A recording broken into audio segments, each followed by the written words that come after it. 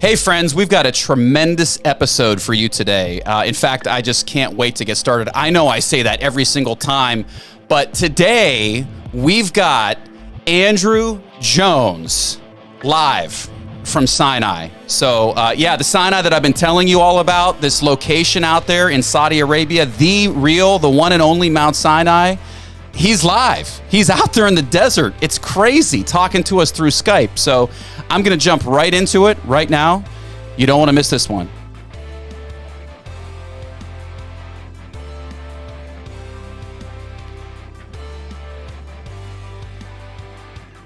I'm just going to jump right into this. I actually can't believe it. If you've been watching this show as of late, I'm in the middle of a series called Get Real. It's all about the truth of the Bible and the Bible stories and things like that. And basically, long story short, I've got a special guest in the studio today via Skype, and not actually in the studio, but he's even cooler. He's talking to us from halfway around the world live from Sinai. So I'm just going to get right into it right now. I'm going to introduce him to you. Here is Andrew Jones. Andrew, we're excited for you, buddy. Hey, thanks for having me on. Yeah, man. Yeah. I mean, honestly, it's hard to believe you're live. You're live from the Exodus route. Yeah, I'm very near Mount Sinai. I'm stopped here along the Exodus route, right beside a cell tower, so I can talk to you. It's really, I mean, modern technology is something, isn't it? It's just, you see the mountains in the background there, and I promise you, studio audience, he's not just out in Arizona somewhere. He actually, he lives in Turkey, and you know, he does these tours. I'm going to tell you all about that stuff in a minute here. But basically, you know, I met Andrew maybe about 2 months ago when I was prepping for this particular series, and I was trying to look for some videos online, some short ones that kind of just showed this area. And lo and behold, he actually plans tours. He actually takes people on tours of this site, and I don't remember if I've said it in a video yet or not. Okay, so this is kind of a big reveal. I'm going on a tour with Andrew. Me and my son are going in October next month. I honestly, this whole thing, Andrew, I got to be real with you, man. It's like a dream come true. I can't believe it. We're going to see all these sites in person. I will take good video for the folks so we can show everybody. But man, Andrew, I don't want to do all the talking here. I want to really give you an opportunity to tell people about some of these sites. In this particular episode, we're really kind of focusing on Noah's Ark. But, you know, if you want to take just kind of a minute and tell everybody about just generally about these tours and what you do, I think the scope of this thing is just absolutely massive. So why don't you tell us about it? Between 20 and 30 others who are going. We're still nailing down all the numbers. Your remote areas, groups out there doing this. We try to focus on like how did Ron and what made him think this was, and then also for eastern Turkey, that's where I live at the base of Mount Ararat, and this is the mountains of Urartu, this mountainous kingdom that Genesis says the Ark of Noah landed in. That's where I'm living, and that's where we're doing research on this boat formation that was discovered by Captain Duruphanar back in 1959. Okay. And it's been in and out of the news over the last 60 years. Yeah. But we're doing research there and trying to get the word out through renovating the visitor center that's above the Ark site, and that's incredible. Tourists out there too. Yeah, just amazing. I've actually got a picture of of that original photo that was taken, and you mentioned the gentleman's name that took that picture. So it's a black and white photo of it looks like a boat-shaped object. Yeah, that was discovered in 59. Now that photo there, that was taken in 1961 by Ara Güler. He was a famous Turkish photographer who sadly passed away a couple of years ago, but he was hired by the Turkish military to fly a plane, like a low-flying plane, over the object. Yeah. After they first discovered it, with high aerial photographs. They were doing a survey back in the late 50s. And so these photographs got everyone interested. Here's a boat-shaped object in the mountains of Ararat. And, of course, everyone knows that Noah's Ark landed somewhere in that Yeah, area. yeah. So I mean, got the world yeah. excited. So the location, if somebody hasn't seen this before, we're looking at another picture here of basically you can see the ark. It's looking at it. I think it's looking at Mount Ararat from the vantage point of the ark. So you see the ark. This beautiful photo. You're at the top end of the Yeah. boat. You can see it at the bottom of the screen, and then the Mount Ararat itself, the famous volcano, is across the valley. And it was a beautiful spring day. We took that photograph, and that's what people can come. They can come out there now and see the site. We have one more tour this season. Then winter will hit, but every summer and fall we bring tourists. Incredible, yeah. There's also there's I believe it's called the Village of Eight. Do you want to tell us a little bit about that? I know. In fact, maybe you can tell us as well why you think this is Noah's Ark. There is a why you think it's Noah's Ark. Well, I mean, so if you're looking at the biblical account, we believe Moses wrote Genesis, and he was very brief on where he said Noah's Ark landed. All he said in Genesis chapter 8 is that Noah's Ark landed in the mountains of Ararat. And another name for Ararat is Urartu, and that was an ancient kingdom back in that time period. And it's basically saying, like you would say today, where the boat could have landed in the mountains of Canada. So this is the name of a country. And so that's not very, very, it's with not the glaciers. Moses didn't give us GPS locations or anything. And so you have this mountainous kingdom in eastern Turkey, and it goes kind of into northern Iran and Iraq maybe, but most of it is in eastern Turkey and into Armenia. And so Urartu, where we get the word Ararat, was this place, and that's where Moses said that the boat of Noah landed. And so now I believe that this is the site. Mainly, if you look at like a court case, we take all the pieces of evidence, and if you look at the first piece of evidence, it's a boat formation.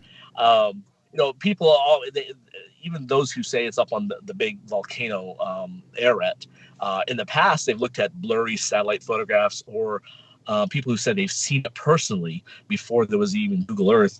But now, with the glacier melting up there, and there's hardly any glacier left, and you have lots of sports, like trekkers going up there, climbing to the top of the mountain. No one has seen this object. But here we have a very clear boat formation that's sitting in the mountains of Ararat. So you have a boat shape, it's in the right location, and in regards to the actual size of the boat, it matches perfectly. Moses gave us very brief, again, descriptions of the boat, not very detailed, but he did say that its length was 300 cubits. Now, we believe that Moses was using the standard measurement at that time during his life, which was the Royal Egyptian cubit. Just like today, you can say the metric system is a standard around the world. Back then, it was the Royal Egyptian cubit. And if you take that measurement of 20.61 or 62 inches, and you times it by 300 cubits, divide it by 12, you get 515 feet. And that's exactly the length of this object. I mean, that's incredible. Like it's crazy that it's even possible, that we would find something like this. But I know that there's also been scans of the area. I don't know if they're like sonar or how they do that, but that have shown that this is a man-made structure. There's a grid work. You can actually reconstruct what the boat looks like. Am I right in saying all this? Well, so in the back when they started doing scientific work on it, mainly Ron Wyatt, who was pushing to do the research on this site, no one since that time has been able to excavate it. He tried himself to get it excavated, and so because they could not excavate it, everyone has been using non-destructive techniques, like geophysical surveys. So that's ground penetrating radar, GPR. Another method is ERT, which uses electricity to map out the resistive or the conductivity nature of what's below the ground, and then the software can create a 3D image on your computer. So these are a couple of the techniques. They've used metal detectors to map out the grid of metal that you talked about. And so based on all these different techniques, they're able to get a picture of some type of structure below the ground that you would think you would not find in nature. Like when we did the GPR work, this radar work in 2019, it showed right angles, it showed parallel lines, and the American archaeologist who was just hired to be a consultant to review the data.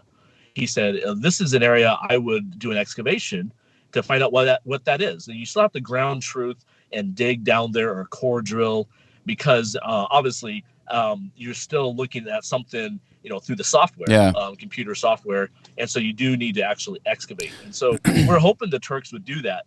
But based on the data so far, everything's been positive. Nothing has been ruling this out as a man-made object. And so we believe it's definitely the buried remains of a ship. And the only ship that would be in this area would be Noah's Ark. Yeah. I saw in one instance, I think Ron Wyatt actually presented the information that he had to the manufacturer of the particular machine that he was using, and this person would have had obviously a non-biased, kind of reaction to his findings. But he said this is a man-made structure. I mean, he said the maker of that particular machine. Yeah, GSSI in New Hampshire. They're still around too. Okay. We rented one of their radar, I believe one of their antennas, when we hired an American company back in 2019 to scan the boat. We brought in people who had nothing to do with our team. They were just recommended to us. And one of them was even an atheist on that trip. And then we had Discovery Channel come out and film it all for their they own Science Channel. Yeah. So it was on the Science Channel. And they filmed the whole 2-3 days worth of work. And when they showed the parallel lines below the ground, and then later when they processed the data and they saw the right angles too, then that other archaeologist was like, hey, there's something right here. These are people who had nothing to do with promoting Noah's Ark or saying this site is Noah's Ark. They're just there to do their job. Yeah. And so it was great to get more interesting data. I mean, every time a scan is done, so an example, about almost a year ago, we had the Turks finally do an official scan of the site, and they focused on ERT, which uses electricity. And we had a private viewing of their data back in January of this year. And so the scientist showed us the data, and he said, what it shows is that there's something just below what you see above the surface. So on the surface, you see this boat-shaped object. Yeah. And so the question is, what is holding this site together? What is there? Why is it a boat shape? Is it just part of the natural mud flow around it? Is it some other type of man-made object? And so from their scans, and they did a lot of scans. They did 39 scans with a 500-meter long cable. Holy cow. So they went I've seen some pictures of this. Mountain. Yeah, so, and when he came back with the results, he says there's nothing here suggesting it's just naturally part of the mud flow. And he was excited. When he first saw the site, he told us in private, he was hired by the governor's office to do these scans. And he said, hey, I think this is just nothing here. And he was just a Turkish scientist and a geophysicist. And they hired him and they brought him in. He was from another part of the country. He didn't even know about the site. And then he reviewed our data from previous scans, the Ron Wyatt data. And then he did his own. And he had 3 different teams independently look through the results that they got with 3 different types of software. And they all show that there's something below the boat. And really, the bottom line is that this is a man-made structure. I think that's what it seems to be. What people are saying, what you're saying. So if somebody's out there and they're a skeptic and they're going, every 2 years somebody finds Noah's Ark, somewhere in the world. Like this one, it's the right dimensions. It's in the right place biblically. It is clearly a man-made structure. And then there's also circumstantial evidence, okay? So in legal terms, you've got direct evidence, that you've got circumstantial. You've got this village of the 8. Can you describe that a little bit? It's basically it's like a setting outside of the area there. I don't know how far it is, but maybe you can describe what it is and what we find there that makes it so interesting. Yeah, so about 20 miles to the west. It's still in that general area, but it's on the other side of Dobizet, which is the town where I live in, that's just west of the Drupinar Noah's Ark site. And so in this village, Ron Wyatt, on his first visit there in 1977, he came across these huge stones that had holes in them. Some of them had fallen over. Some of them had been reused as Armenian Christian tombstones or headstones. So they had crosses on them and some other, carvings. but others that had not been used were just plain stones, but very big. The biggest, I believe, is like 13 feet tall, and these stones have huge holes, all in the same spot near the top, and so he theorized that these were drogue stones. Now, they're a little different from anchor stones. Drogue stones are used to stabilize a ship during a storm, so they drop them below the water. And he believed the ark could have used these. Now, the Bible doesn't give us all these type of details. So the Bible doesn't say that Noah had drogue stones or even anchor stones. But you do find these unique stones there in this valley where the locals told them it's called the Valley of Eight.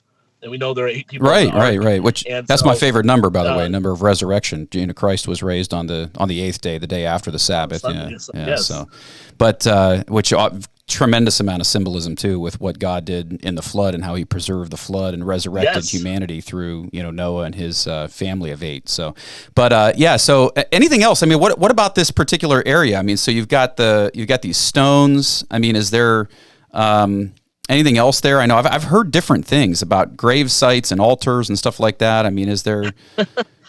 Well, I mean, you have different ideas being proposed. This is all from Ron Wyatt's trips over there. And so in that valley, you do find a ruined house that possibly could be the house that whether it was a storage place or his summer home. It's a ruined house that in front of it he found. It's where our grandfather Noah vacationed. Headstones. Yeah, he decided to hang his out vacation there. suite. The reason why, by the way, this area is very important is because it has the biggest springs in the area. So water back then was very important. Obviously today too. I'm here in the dry desert. The Israelites complained about lack of water. If you look at the region where Noah's Ark is at, this is one of the most important springs in that area. My goodness. And so they find artifacts all the way back to the Ur-2, the time of Ararat, the kingdom, through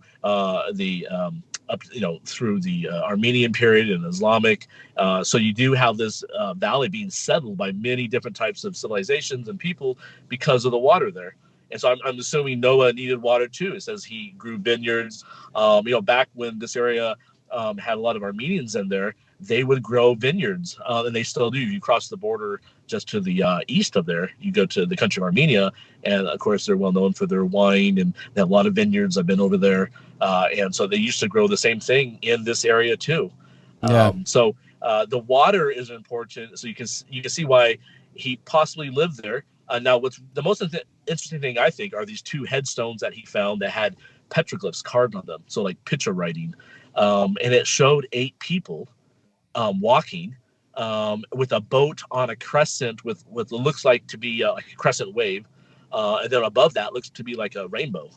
And it had that's incredible. 2 tallest people, like the 2 most important people in this line of 8 figures drawn or carved. You had one of them on the one headstone, the lady with her eyes closed. And then on the second headstone, you had the tallest guy and the lady, the second tallest, with both of their eyes were closed, like as if now like the parents died. And so Ron, when he saw that, he theorized that, well, the first one must have been Mrs. Noah's grave. And then the next one was Noah's grave. And sadly, he had told a number of explorers and adventurers this information. He had a little book printed back in the early 80s. And around 84, 85, when he went out there to show this site to David Fasold, another one of the guys who were interested in the Noah's Ark story there, they found that her grave, backtrack, they found that one of the graves had been dug up. And what was left was like a 18-foot long trench. So it was a huge grave. And so they reported to authorities, and the authorities tracked down the local who had helped. And he told the story of what was found. He said an American paid him $300 to dig up this grave. They found an 18-foot long stone sarcophagus.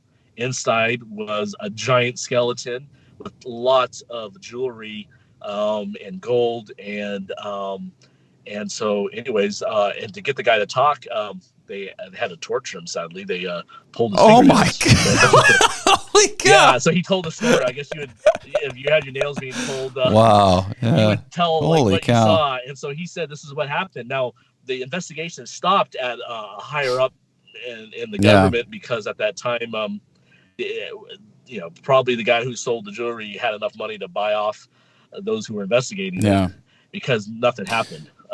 So when you go there today on the tour, we show you the trench. It's still a depression. Oh my goodness, that's incredible. You see it's about 15 feet long now, and it's just there. And so, yeah. So what is your take on Ron Wyatt? I think this is probably a good place to ask. I know that we've just mentioned him quite a bit, and I actually spent a great deal of time talking about his story about the Ark of the Covenant. I mean, feel free to give us your take on that. Him as a person, I feel like he gets unfairly criticized just because he's an amateur. Was an amateur. Also tell us, I know that you did work with his organization for several years. So tell us about that and your affiliation with him and your thoughts on him. Yeah, so I first heard of him when I was in middle school. And so I was like 13 or 14 years old. It was 7th grade. And he had come out to, I'm from California. So he came out to Sacramento, California to do a one-night presentation. And I didn't know who this was. All I knew, the announcement said that this guy is going to talk about. So you saw him personally give this presentation? Well, no. So it was a school night. It was a Thursday night. He came out, and so my dad and I was a nerd, and so I had homework. And I was like, "Dad, can you go hear this guy and tell me what he says?" And because I was really interested in history and archaeology, I had the homework to do. So my dad. Oh, that's crazy. And so he came. So my dad came back and he's like, "Well, this man said he found everything." And I didn't know who it was. So everything. He found everything. So Indiana Jones, and your last name is Jones, by the way. You know, I thought that was you're kind of doing all the work of Indiana. You know. Yeah, some friends call me Indy Andrew. Indiana. But anyways, I got the book. I found his book in a bookstore. It was his book on Noah's Ark. It was a little booklet, but in there he talked about all his other discoveries, like the Red Sea crossing, Mount Sinai. But there was hardly, this was 91 or 1990. There's no photos in the book except for the Noah's Ark stuff and then the Red Sea. But he even mentioned the Ark of the Covenant, but just that he had discovered it. And so I was like, wow, I need more information. It's a very small booklet and it has all these important claims in there. I was just a kid. And so this is before the internet. And so I called 411. That's a service back then. You could call and get the operator and ask for a phone number if you had like a city and a name. And so I asked, because in this book, he had his address. It's in Madison, Tennessee. And it had a P.O. box and it said Ronald E. Wyatt. And so I called the operator and she had a phone number for this guy. And so I was like, okay, I'm going to call this guy. Now, this is before you had unlimited phone. So I was dialing in the evening, so evening rates. But he picked up, and I was like surprised. And that's incredible. So I started talking to him, and he said, "Well, I just got back from the Middle East. Can you call me tomorrow?" And so I did. And that was so from 91 until he passed away in 1999. I used to call and talk to him and his family just hours at a time. Holy cow! And I had so many questions, and then finally in 1996. And 97, I invited him to Sacramento to do 2 meetings. That's when I first met him. And so he did 2 different presentations at area churches. The one time we rented a theater and he was there. And then in 97, it was my first trip to actually go to see the Noah's Ark site. I went with a friend who knew Ron too. And that guy actually needed a travel companion. I was in the middle of college at that time.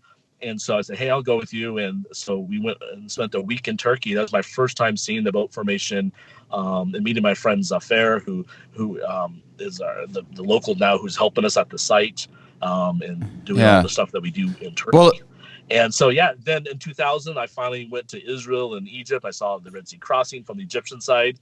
And then 2016, so this is after Ron had passed away in 1999.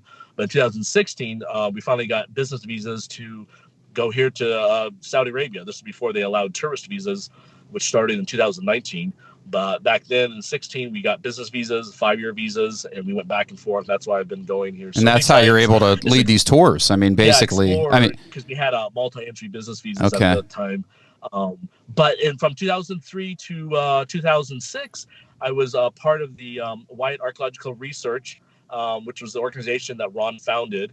And I was part of the group that went to Israel to double check his stuff and do research and excavations in Zedekiah's cave, which is this ancient quarry under part of the old city where of he Jerusalem. says he claims to have found the Ark of the Covenant, correct? Well, this is the quarry system that's just close to the Garden Tomb. And so Ron's claim was that the Garden Tomb is where, underground is where this chamber is with these first temple treasures, including the Ark of the Covenant, and that above it is where Christ was crucified, which is right near where the tomb itself is. And so the Garden Tomb itself is a famous, Christian site. People can go there and meditate and pray, and thousands of people go there every year. And so Ron excavated there. He got a permit, was able to excavate there in the 1980s, and then he believed that from Zedekiah's cave, which right now is closed sadly because they're doing renovation work, but from that underground quarry, he believed there's a tunnel that connected that quarry system with this chamber that is now below the Garden Tomb. And so now personally, so on our trips, I was head of the media team, videoing and photographing the work. But, the first goal was trying to see if we could find that tunnel. And then that was in Zedekiah's cave that we were working for 2 years. And then from 2005 and 2006, they did an excavation in the Garden Tomb. The Garden Tomb actually allowed WAR and Wyatt Archaeological Research to do this work in the middle of this really important Christian site. That's incredible. So we, the first year we reopened all of Ron Wyatt's old tunnels. He had tunneled underground there, and we found his old equipment he had left there. Ron actually dug there. Those who say he never did, we found his old equipment. Huh, wow. Yeah, that was kind of where we landed on it when we discussed. I want it to be true, if nothing else. I mean, it's just such an amazing story, and I think that's just kind of where my heart is. So, I mean, what we talked about in regard to Noah's Ark. I mean, getting back to that specific topic,